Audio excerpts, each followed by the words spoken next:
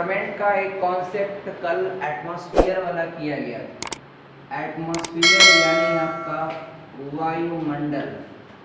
वायुमंडल के संदर्भ में पिछले क्लास में मैंने जिन जिन बातों पर चर्चा किया था, अब डियर एक तो कॉमन एक पॉइंट आप जानते हैं, जैसा कि आपका डियर ये पृथ्वी जो है, और पृथ्वी ये आपका नॉर्थ पोल है और साउथ पोल है, NP और SP, साउथ पोल नॉर्थ पोल।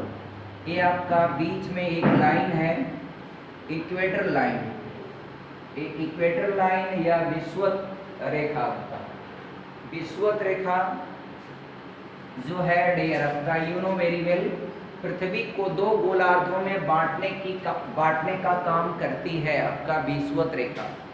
और डियर विषुवत रेखा के नीचे वो आपका डियर दक्षिणी ध्रुव की बात छोड़ें, ये आपका ऊपर है डियर आपका, तो भारत जो है डियर उत्तरी गोलार्ध में है, और दक्षिण में आपका जैसे ऑस्ट्रेलिया एक कंट्री है वो आपका दक्षिणी गोलार्ध में आता है।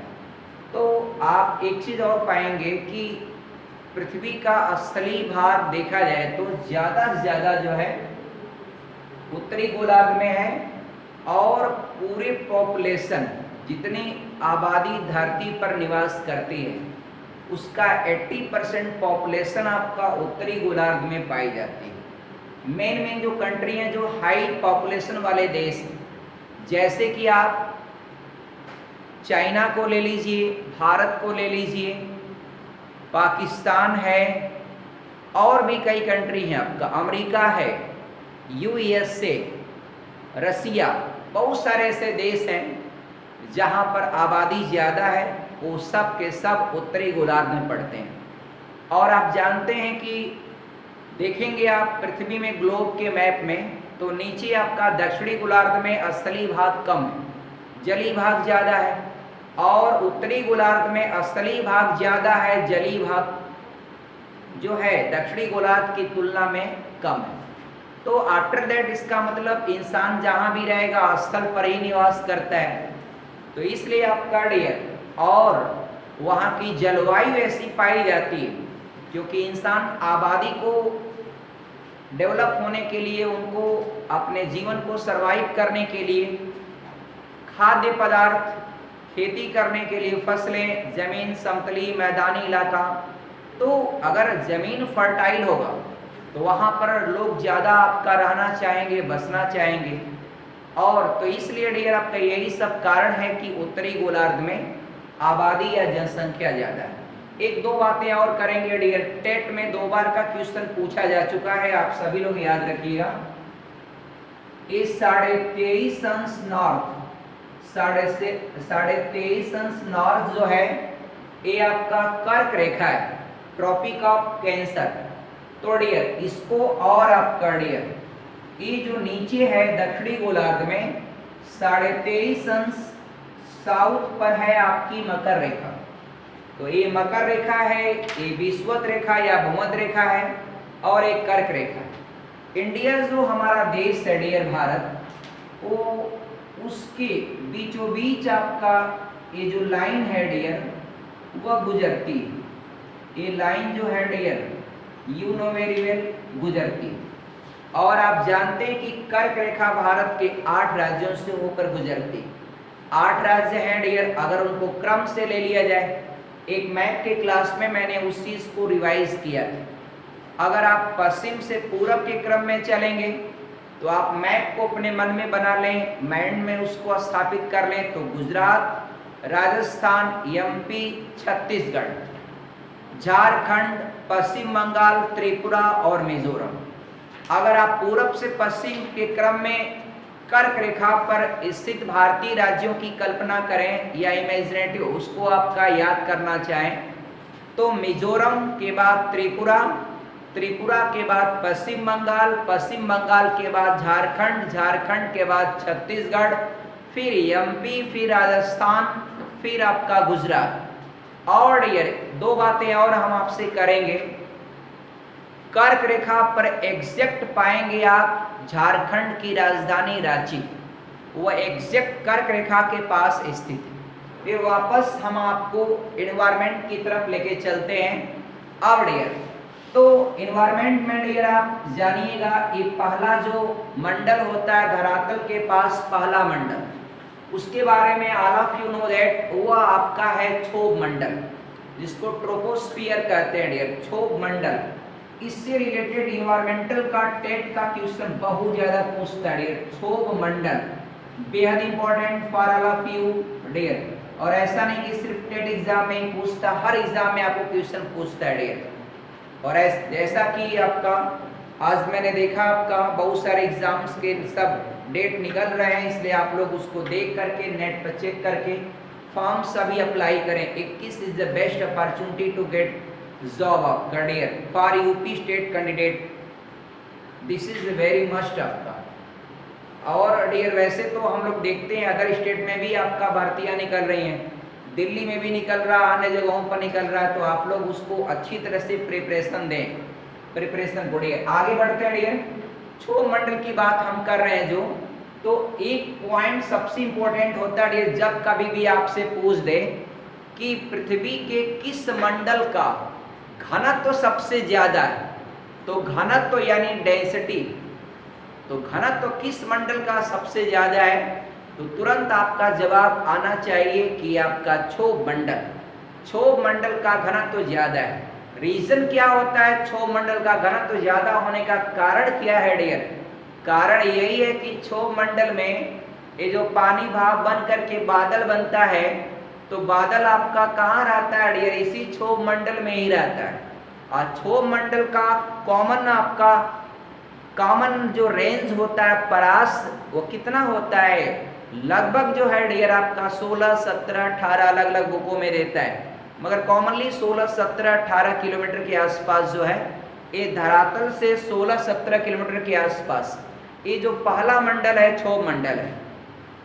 तो जितना भी बादल होगा ना डियर, बादल बनेगा और पूरा पानी, अब सोचिए डियर धरातल पर जब बरसात होती तो कितना पानी गिरता है, और सारा पानी रहता कहाँ है? आपके आसमान में, आसमान में यानी बादलों के रूप में आपका रहता है। तो सोचिए इतना पानी बरसात होता है, पूरा मैदान भर जाता है, और ये पानी आपका छोटे छोटे आपका बूंदों के रूप में, आपका बादलों के रूप में आसमान में फैला होता है। इसलिए यही वह कारण है, ड्यू टू दिस रीजन, इसी कारण से आपके क्षोभ मंडल का घनत्व तो क्या होता है? ज्यादा होता है डियर। इस चीज को आप जानिएगा डियर। आगे बढ़ते चले हम लोग, एक प्रश्न टेट में, और बहुत सारे एग्जाम, टेट को मैंने इसलिए नाम बार बार आ जाता है कि टेट का एक स्पेशल पेपर होता है एनवायरमेंट, और अन्य कंपटीशंस में आपका बिल्कुल आपका एनवायरमेंट के बारे में खूब प्रश्न पूछता है डियर, क्योंकि इन्वायरमेंट को आप सेफ रखेंगे, बचाएंगे इन्वायरमेंट, तो आपका जीवन संभव है। आपने देखा इस कोविड-19 के सेकेंड वेव के दौरान लोगों को कितना दिक्कतों का सामना करना पड़ा है ऑक्सीजन के लिए, और ऑक्सीजन को रिलीज करने वाला काम करते हैं हमारे ट्री एंड प्लांट्स। तो ट्री एंड प्लांट्स को लगाना चाहिए। लोग क्या करते हैं, ज़्यादा ज़्यादा जितने बड़े बड़े पेड़ हैं वो सारे पेड़ों को लोग काट देते हैं, लकड़ी को कटवा देते हैं अपने व्यक्तिगत लाभ के लिए, जो कि गलत है, टोटली गलत है। और इसके लिए एक आंदोलन चला था डियर आपका, all of you know that, Chipko आंदोलन, बचाने के लिए, वनों की कटाई को रोकने के लिए इस आंदोलन को क्रियान्वित किया गया था। 1974 में चलाया गया था आंदोलन उत्तराखंड से, और उत्तराखंड में इसके नेता जो थे आपका सुंदरलाल बहुगुणा, वह इसी कोविड-19 के सेकेंड वेव के दौरान उनके संक्रमण होने से आपका आफ्टर सम टाइम, कुछ समय के बाद जो है उनकी मृत्यु हो गई। तो सुंदरलाल बहुगुणा जी इस समय हम लोग के बीच में आज नहीं है। वो आपका पर्यावरणविद, आपका समाज सेवी, जिन्होंने पर्यावरण को बचाने के लिए इतना बड़ा आंदोलन खड़ा किया था, चिपको आंदोलन। और चिपको आंदोलन की बात आती है तो डियर 3 नाम आप जरूर याद रखें, एक आपका चंडी प्रसाद भट्ट, सुंदरलाल बहुगुणा और गौरा देवी।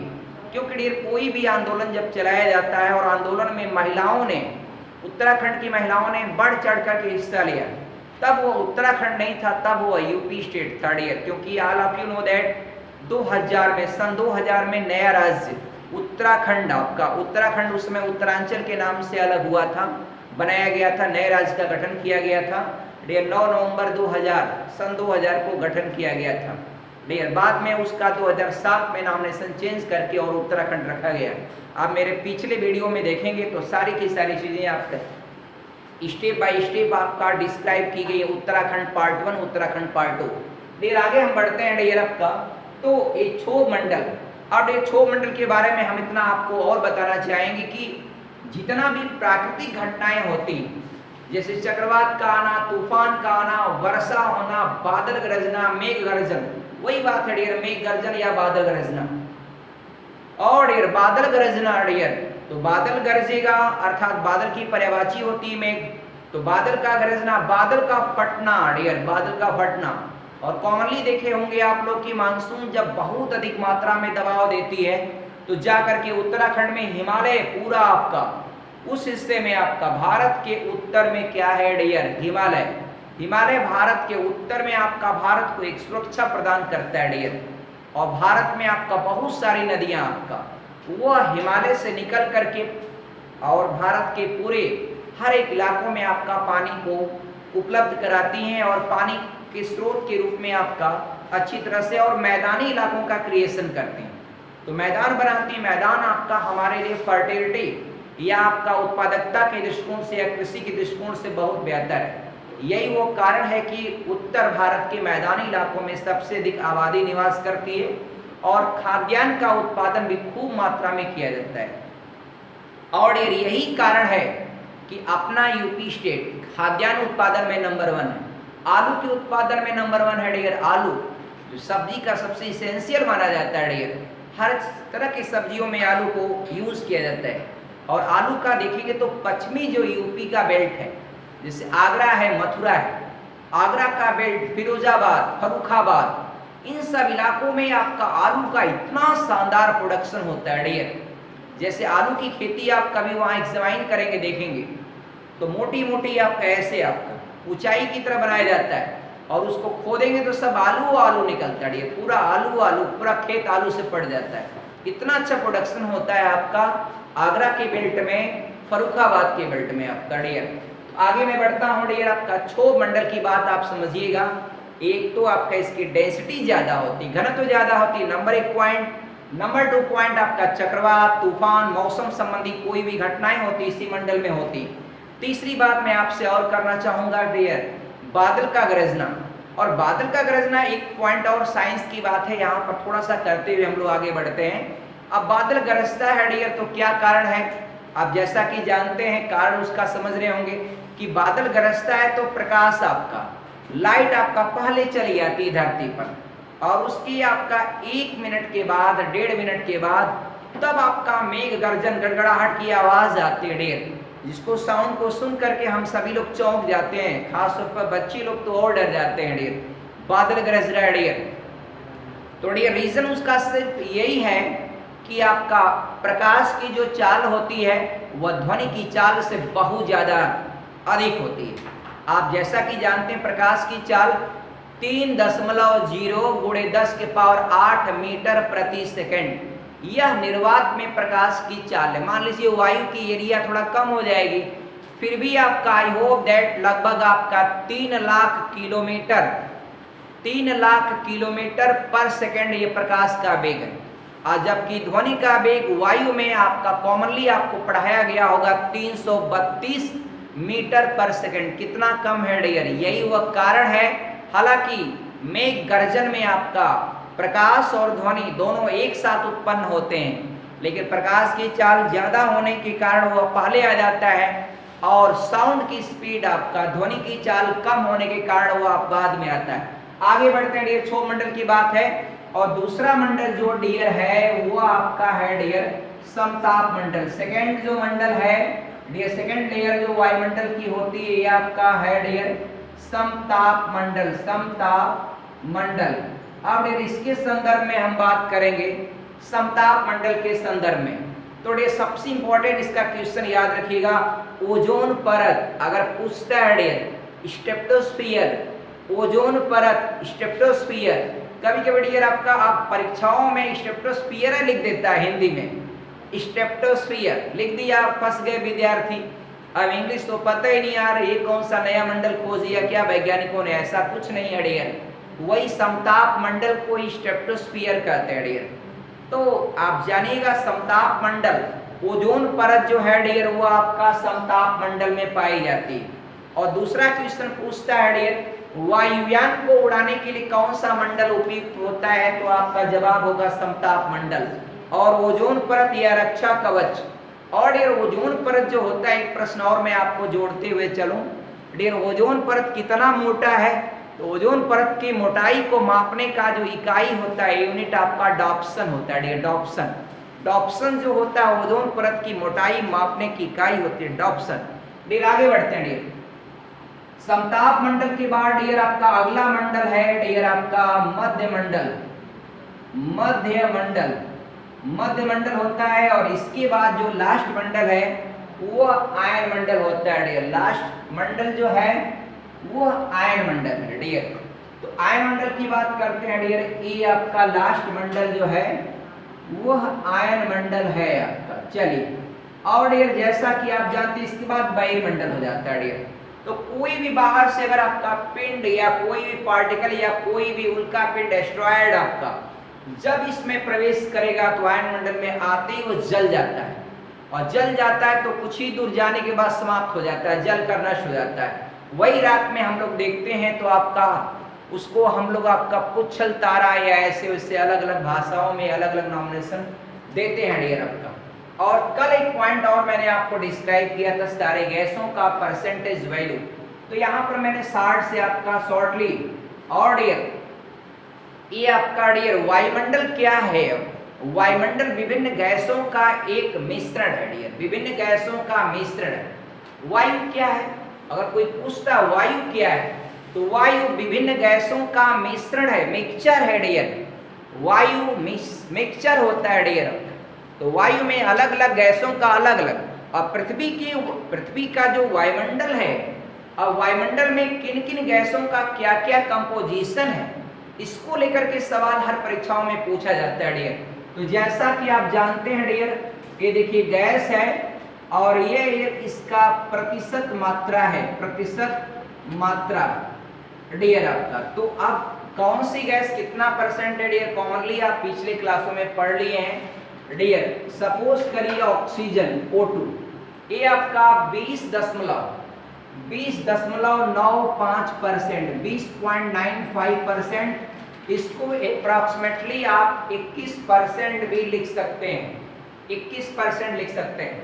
और ये गैस है, ये ऑक्सीजन के बाद मान लीजिए इससे ज्यादा तो आपका नाइट्रोजन ही होती, कोई बात नहीं, सीरियल नहीं। Nitrogen gas you know very well 78 तो डियर 0 को हम लोग छोड़ देते हैं और 78% कॉमनली याद रखते हैं डियर 78%। अब थोड़ा थोड़ा अपने मन में आप रिवाइज करिएगा कि हमें कितना कॉन्सेप्ट पता है, कितना हमें याद है डियर। और एक बात जो मैंने कल किया था कि कौन सी अक्रिय गैस डियर, कौन सी अक्रिय गैस पृथ्वी के वायुमंडल में सर्वाधिक मात्रा में पाई जाती, तो तुरंत जवाब दीजिएगा डियर आर्गन। आर्गन जो है डियर आपका 0.93% वैल्यू आपका कंटेन करती।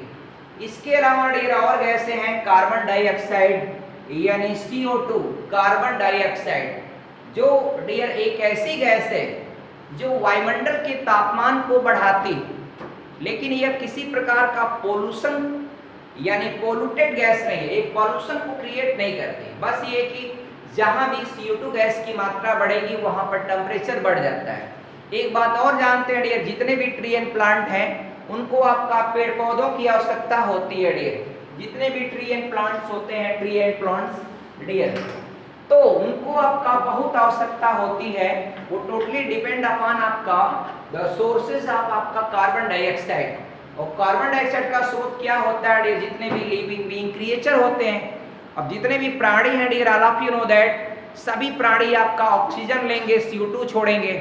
तो पेड़ पौधे हम पर निर्भर, हम पेड़ पौधों पर निर्भर, यानी साइकिल चलता है डियर। एक प्रश्न इसमें किताब में दिया है कि यदि धरती पर पेड़ पौधे आपका सभी पेड़ पौधे नष्ट हो जाएं तो पृथ्वी के वायुमंडल में किस गैस की मात्रा बढ़ जाएगी, तो बढ़ जाएगी या किस गैस की मात्रा आपका कम हो जाएगी। तो डियर आपका सिंपल है, किस गैस की मात्रा कम हो जाएगी?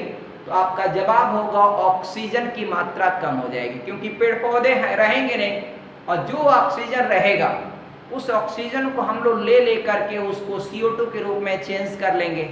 हम ऑक्सीजन लेंगे और CO2 के रूप में चेंज कर देंगे, आपका रिलीज कर देंगे। अब वो CO2 को आपको ऑक्सीजन में पुनः रिसाइकिल करने की भूमिका में जो होते हैं पेड़ पौधे, वो तो है ही नहीं, इसलिए आपका पृथ्वी के वायुमंडल में कार्बन डाइऑक्साइड गैस की मात्रा की कमी हो जाएगी। कमी कारण है, अगर पेड़ पौधे नहीं है तो CO2 गैस की मात्रा की अधिकता हो जाएगी और ऑक्सीजन की कमी हो जाएगी। और ये बात करेंगे कार्बन डाइऑक्साइड है, इसका परसेंटेज वैल्यू 0.038%। ये आपका है डियर, कहीं कहीं किताबों में 0.33% लिखा होता है, कोई फर्क नहीं पड़ता डियर, आप उसको याद रखिएगा। और ये एक गैस है नियान गैस, तो नियान के संदर्भ में जानिएगा डियर, नियान के संदर्भ में 0.0018%। ये आपका नियान गैस जो एक अक्रिय गैस है, और नियान गैस का इस्तेमाल जो है नियान लैंप में किया जाता है। नियान लैंप के बारे में हमने पिछले क्लास में बताया कि नियान जो आपका गैस है उसको नियान लैंपों में फिल किया जाता है, भरा जाता है, जिससे कि फॉग या आपका बरसात के सीजन में जो लाइट जलाई जाती है, खास तौर पर एयरपोर्ट या हवाई अड्डों के पास, तो एयरपोर्ट और हवाई अड्डों के पास जब लाइट जलाते हैं तो डियर आसानी से वो क्या होता है डियर, आपका विजिबिलिटी उसकी क्या होती है, बढ़ जाती है, आसानी से प्लेन को लैंड करने में आपका मदद मिलती है। नियान की बात करते हैं डियर, वो नियान के बाद एक गैस है डियर आपका, नियान के बाद अगली गैस है हीलियम। हीलियम आपका एच का परसेंटेज वैल्यू मैंने आपसे पिछले क्लास में बात किया था डियर, वो है 0.005% आपका डियर, ये हीलियम गैस है डियर। और हीलियम गैस के बाद आपका मीथेन है डियर, तो मीथेन की परसेंटेज वैल्यू है ये मीथेन आपका CH4 आपका 0.00017%। फिर मैं बात करूंगा आपका हीलियम गैस की। जैसा कि आप जानते हैं हीलियम गैस जो है डियर, वायुयान के टायरों में हीलियम गैस भरी जाती है। अब प्रश्न उठता है डियर कि वायुयान के टायरों में हीलियम गैस के भरने का रीजन क्या होता है? तो रीजन डियर यही होता है कि एक तो हीलियम गैस हल्की है, तो चलिए भाई हल्की तो हाइड्रोजन गैस भी है, लेकिन हाइड्रोजन गैस जो है एक प्रकार के ईंधन के रूप में भी इस्तेमाल किया जाता है, इसलिए हाइड्रोजन गैस नहीं यूज किया जाता है डियर, यूज किया जाता है हीलियम गैस। हीलियम गैस हल्की भी है, और यदि किसी कारणवश टायर क्रैश होता है, फटता भी है, तो आग लगने में सहायक प्रतीत नहीं होगा, आग लगने में सपोर्ट नहीं करेगा। यही वो कारण है कि हल्का होने के कारण वायुयान के टायरों में हीलियम गैस को भरा जाता है। तो और जो मीथेन है आपका मार्स गैस, ये आपका मार्स गैस या मीथेन गैस, तो आप जैसा कि जानते हैं ये आपका मार्स नाम इसलिए दिया जाता है कि दलदली स्थानों पर होता है, कोई भी ट्रीइंग प्लांट्स। और डियर मेथेन के संदर्भ में you know very well dear, methane एक प्रकार का ईंधन है, और डियर मेन कंपोनेंट है बायोगैस का, मेन कंपोनेंट है गोबर गैस का। बायोगैस का मेन कंपोनेंट आपका मेथेन होता है। यहाँ तक कि dear CNG compressed natural gas, CNG का मेन कंपोनेंट है आपका मीथेन डियर, जबकि LPG gas liquefied petroleum gas dear, LPG जो है liquefied petroleum gas LPG, CNG आपका कंप्रेस्ड नेचुरल गैस। तो डियर लिक्विफाइड पेट्रोलियम गैस का मेन कंपोनेंट जो होता है वो आपका ब्यूटेन है। LPG गैस जो आपका घरों में आप ईंधन के रूप में इस्तेमाल करते हैं, उसका जो मेन कंपोनेंट है वो ब्यूटेन है। ब्यूटेन का सूत्र होता है डियर आपका C4H10, ये आपका ब्यूटेन। तो ब्यूटेन आपका LPG गैस का मेन कंपोनेंट है डियर, और वह LPG गैस डियर रिसाव जब होता है घरों में तो महकने लगता है डियर। LPG गैस खुल गया, अगर वह जला नहीं है तो गैस आपका महकने लगता है डियर। तो LPG गैस को खतरे से बचाने के लिए जो महकने वाली एक गैस उसमें मिलाया जाता है, उस गैस का नाम है मरकैप्टन। उसको मिलाया इसलिए जाता है ताकि वह LPG गैस के रिसाव पर सुरक्षा कारणों से बचाव के लिए वो आपका महके ताकि आदमी उससे आपका अपने आप को सेफ और बचा सके, उसको आभास कर सके। इसीलिए किचन में जो खिड़कियां होती हैं उनको कोशिश करके खोल देना चाहिए, ताकि कभी भी आपका कोई गैस का रिसाव होता है एलपीजी गैस का, तो वह ज़्यादा मात्रा में वो गैस बाहर निकल जाती है। और दूसरी चीज़, आपका स्विच को ऑन ऑफ नहीं करना चाहिए, तीली और माचिस या इस तरह की चीज़ों को जलाने का प्रयास नहीं करना चाहिए डियर। इस सभी चीज़ों को सावधान डियर। आगे बढ़ते हैं तो इन पॉइंटों को करते हैं डियर। एक पॉइंट कल मैंने किया था डियर, लास्ट में पिछले क्लास में मैंने किया था सौर विकिरण। सौर विकिरण में सबसे महत्वपूर्ण भूमिका डियर, सौर विकिरण की सबसे महत्वपूर्ण भूमिका किसमें होती है? भाई महत्वपूर्ण भूमिका बोला है डियर। तो आई होप दैट कि अब जैसे कार्बन चक्र में लिखा है, हाइड्रोजन चक्र में लिखा है, फिर जल चक्र में लिखा है और डियर लिखा है नाइट्रोजन चक्र में। तो डियर आप जानते हैं कि महत्वपूर्ण भूमिका, इसलिए डियर किसी अन्य विकल्प में भी थोड़ी मोड़ी भूमिका अदा कर सकता है सौर विकिरण, लेकिन ये सबसे ज्यादा इंपॉर्टेंट रोल होता है सूर्य का, सौर विकिरण का जल चक्र में। अब बताइए डियर, बरसात होगा, पानी नदियों, झरनों, तालाबों के माध्यम से समुद्र में गया, समुद्र से अगर सूर्य की रोशनी पड़ेगी नहीं तो वह यूपोराइज नहीं होगा, उसका वाष्पीकरण नहीं होगा। तो वाष्पीकरण नहीं होगा तो बादल नहीं बनेगा। अब बादल नहीं बनेगा तो फिर बरसात कैसे होगी? बरसात नहीं होगी तो डियर फिर ये साइकिल चलेगी कैसे आपका? इसलिए जल चक्र में सबसे महत्वपूर्ण भूमिका होती है सौर विकिरण की। इस प्रश्न को आप जानिएगा डियर, और हर प्रश्न को समझने का प्रयास करिएगा। आप इस चीज को समझते भी होंगे बहुत अच्छी तरह से। एक क्वेश्चन मैंने आईएएस का क्वेश्चन जो दो बार पिछले दिनों में पूछा जा चुका आईएएस में, उस पर भी हम लोगों ने काम किया था। वो प्रश्न हम लोग का था डियर कि प्रकाश संश्लेषण क्रिया, श्वसन और जैव पदार्थों का अपक्षय और ये ज्वालामुखी क्रियाएं, इन चारों में से कौन कौन सी क्रियाएं पृथ्वी के कार्बन चक्र में कार्बन डाइऑक्साइड को जोड़ती? तो पृथ्वी के कार्बन चक्र में कार्बन डाइऑक्साइड गैस को जोड़ने की भूमिका, जोड़ने का काम। तो डियर आप जानते हैं प्रकाश संश्लेषण में पृथ्वी के कार्बन चक्र में कार्बन डाइऑक्साइड को जोड़ा नहीं जाता है, बल्कि पृथ्वी के वायुमंडल में जो भी कार्बन डाइऑक्साइड गैस होती है उसको सारे ट्री एंड प्लांट्स जो है CO2 गैस को एब्जॉर्ब कर लेते हैं। तो CO2 गैस को एब्जॉर्ब करके और ऑक्सीजन को छोड़ते हैं, इसलिए यही विकल्प आपका इसके दायरे में नहीं होगा। बाकी दूसरा श्वसन, तो श्वसन में क्या करते हैं आप? ऑक्सीजन लेते हैं और CO2 छोड़ेंगे। तो CO2 आपका पृथ्वी के कार्बन चक्र में कार्बन डाइऑक्साइड को जोड़ने का काम किया। देखिए डियर, और एक विकल्प है डियर कि जैविक पदार्थों का ह्रास या अपक्षय। तो कोई भी जैविक पदार्थ, चाहे जीव जंतु हो, चाहे आपका कोई ट्री एंड प्लांट हो, जब डिस्ट्रॉय होता है, सड़ता है, समाप्त होता है, गलता है, तो उस दौरान उससे आपका उसके अपक्षय या ह्रास के दौरान कार्बन डाइऑक्साइड गैस निकलती है। एक तीसरा पॉइंट डियर, आपसे मेरी बात हुई थी पिछले क्लास में कि ज्वालामुखी जो क्रियाएं होती, तो ज्वालामुखी विस्फोट जब भी होता है डियर, तो जमीन से लावा, राख और अत्यंत हानिकारक गैसें भी आपका निकलती हैं। उसमें आपका मेनली गैस जो आपका होता है डियर, सल्फर डाइऑक्साइड भी होता है SO2, फिर आपका कार्बन मोनोऑक्साइड भी होता है, फिर डियर आपका कार्बन डाइऑक्साइड भी होता है। अन्य भी कई आपका हानिकारक गैसें हैं, लावा राख है, काले काले आपका लावा राख निकलता है डियर। तो इसलिए ज्वालामुखी क्रिया को भी मान लेंगे कि उससे आपका CO2 निकलेगा और पृथ्वी के वायुमंडल में या पृथ्वी के कार्बन चक्र में CO2 को जोड़ने का काम करता है कौन? डियर आपका ज्वालामुखी क्रियाएं। इसलिए जो तीनों ऑप्शन है, श्वसन, जैव पदार्थों का ह्रास या अपक्षय, और तीसरा है डियर आपका ज्वालामुखी क्रियाएं। ये तीनों प्रोसेस ऐसा है जो पृथ्वी के कार्बन चक्र में कार्बन डाइऑक्साइड को जोड़ने की भूमिका अदा करता है। This is the question of IAS examination in 2 times in last year आपका डियर। पिछले सालों में आपका 2 बार पूछा गया डियर आपका। आगे बढ़ते हुए डियर आपका अगला मैं क्वेश्चन करता हूँ डियर।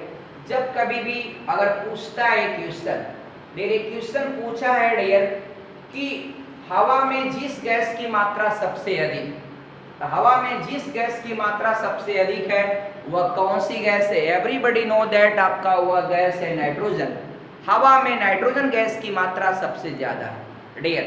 और एक बात और एक क्वेश्चन में पूछा डियर, अगला क्वेश्चन है डियर, अगला क्वेश्चन है कि कौन सी अक्रिय गैस, कौन सी अक्रिय गैस, उसका नाम आप बताइए, जो आपका जिसका स्रोत आपका पृथ्वी का वायुमंडल नहीं, या पृथ्वी के वायुमंडल में कौन सी अक्रिय गैस नहीं पाई जाती। तो आई नो आप सभी लोग सब लोग जानते हैं इस प्रश्न को डियर। मेरे पास यहाँ पर स्पेस है, थोड़ा स्पेस बना करके यहाँ पर लिखते हैं डियर, आप यहाँ स्पेस ले लेते हैं डियर। आई होप दैट कि आपको सारी चीजें समझ में आई होंगी डियर। यहाँ पर देखें आप डियर, ये अक्रिय गैस पर थोड़ी सी चर्चा हम करेंगे, इससे आपका बहुत सारा प्रश्न पूछता है। अक्रिय गैस, इनर्ट गैस डियर, अक्रिय गैस। पहली बात, इनका सबका नाम आप जाने, सबके बारे में पूरा जाने। एक केमिस्ट्री में बहुत इंपॉर्टेंट एक लेसन होता है नोबल गैसेस, इनर्ट गैसेस, उसके बारे में पूरा डिस्क्रिप्शन पूछता है, हमेशा आपको काम आएगा। कंपटीशंस में इसकी उपयोगिता को लेकर सवाल पूछता है डियर।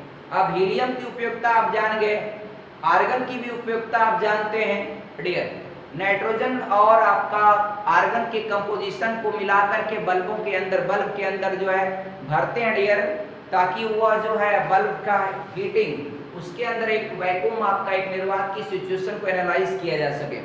और डियर अक्रिय गैस में डियर पहली गैस है आपका हीलियम, दूसरी है नियान, तीसरी है आर्गन और चौथी है डियर क्रिप्टॉन Kr, फिर आपका जेनान और एक लास्ट में है डियर रेडान। अब यही रेडान गैस जो होती है, रेडान गैस आपका पृथ्वी के वायुमंडल में नहीं पाई जाती। पृथ्वी के वायुमंडल में रेडान गैस का स्रोत नहीं होता है। आप अब मन में सोचेंगे कि जब पृथ्वी के वायुमंडल में इसका स्रोत नहीं है तो फिर स्रोत है कहाँ, यानी ये गैस रेडान गैस का क्रिएशन या उत्पत्ति होता कहाँ से। तो डियर पिछले क्लास में मैंने इसको भी बात किया था इस पर डियर। जैसा कि आप जानते हैं एक आपका है डियर, इसको हम थोड़ा सा मिटा लें डियर, ताकि आपका यहाँ पर हम आपको इसकी इक्वेशन को प्रदर्शित कर सकें डियर। एक आपका रेडियम, रेडियम के बारे में आप जानते हैं, रेडियम एक धातु है, धातु है डियर मेटल। और मेटल का एक बहुत सारा स्पेसिफिक कैरेक्टर होता है। एक तो धात्विक चमक होती है, उसके अंदर चमक होती है, जो भी चीज पड़ेगा वह परावर्तित होकर के वापस आएगा, उसके अंदर चमक होती है, धात्विक चमक है। दूसरी चीज डियर क्या होता है, दूसरी चीज डियर आपका उसके अंदर धात्विक चमक के अलावा आपका इलेक्ट्रिक को कंडक्ट भी कर लेता है डियर। धातु है तो डेफिनेटली विद्युत धारा को कंडक्ट करेगा या धारा का संचलन करता है। और डियर टेम्परेचर यानी उष्मा का सुचालक होता है डियर, उष्मा तेजी से फ्लो होती है। फिर डियर उसको वायर के रूप में कन्वर्ट किया जा सकता है डियर। और आघात वर्धनीयता, हथौड़े से पीटेंगे कोई भी मेटल तो पतली शीट में फैल जाता है लेकिन टूटता नहीं।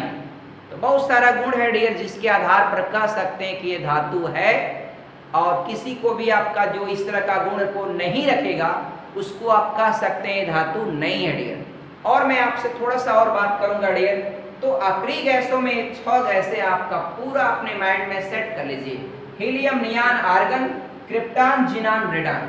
Helium, neon, argon, krypton, xenon, radon. Dear इनका एटॉमिक नंबर भी याद रखिए डियर। इस हीलियम का एटॉमिक नंबर होता है 2, नियान का होता है 10, आर्गन का होता है 18, क्रिप्टॉन का होता है 36 और ये जिनान का होता है 54 और रेडान का होता है 86। अब डियर ये हीलियम को छोड़कर जितने भी अक्रिय गैसें हैं, चाहे वो नियान हो या आर्गन हो या क्रिप्टॉन हो या जिनान हो या रेडान, सभी का यदि आप इलेक्ट्रॉनिक विन्यास करते हैं तो सभी के बाह्य कोश में 8 इलेक्ट्रॉन पाए जाएंगे। तो आपका एक स्टेटमेंट बनता है डियर कि यदि किसी भी आपका तत्व के बाह्य कोश में अगर 8 इलेक्ट्रॉन हैं तो उसकी यह जो इलेक्ट्रॉनिक विन्यास की जो व्यवस्था है, अरेंजमेंट है, वह एक अस्थायी और उसको परमानेंट माना जाता है। और वह आपका न तो किसी से इलेक्ट्रॉन लेंगे न तो किसी को इलेक्ट्रॉन देंगे। ऐसे हालातों में वो रासायनिक रूप से क्या हो जाते हैं, निष्क्रिय। तो तो निष्क्रिय आपका they are chemically inactive. Why? Because आपका dear why? Because they are containing 8 electron in their outer most shell. This is the law of आपका स्टेबल कॉन्फ़िगरेशन, यानी आपका यह एक अस्थायी विन्यास की आपका एक रूपरेखा है। लेकिन डियर आपके मन में होगा कि हीलियम का क्या होगा? तो डियर हीलियम का वही होगा।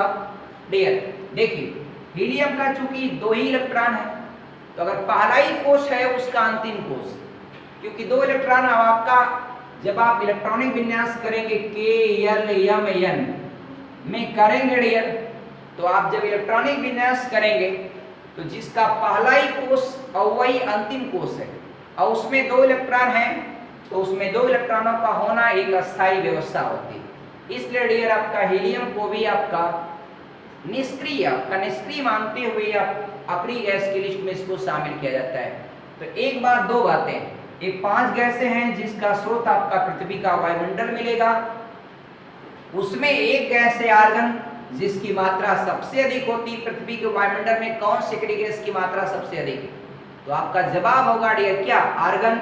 और पृथ्वी के वायुमंडल में जब रेडान पाया नहीं जाता, तो रेडान पाया कहाँ जाता है? तो धरातल जमीन के अंदर से जब रेडियम निकलता है डियर, और रेडियम के संदर्भ में जानते हैं रेडियम का एटॉमिक नंबर होता है 88।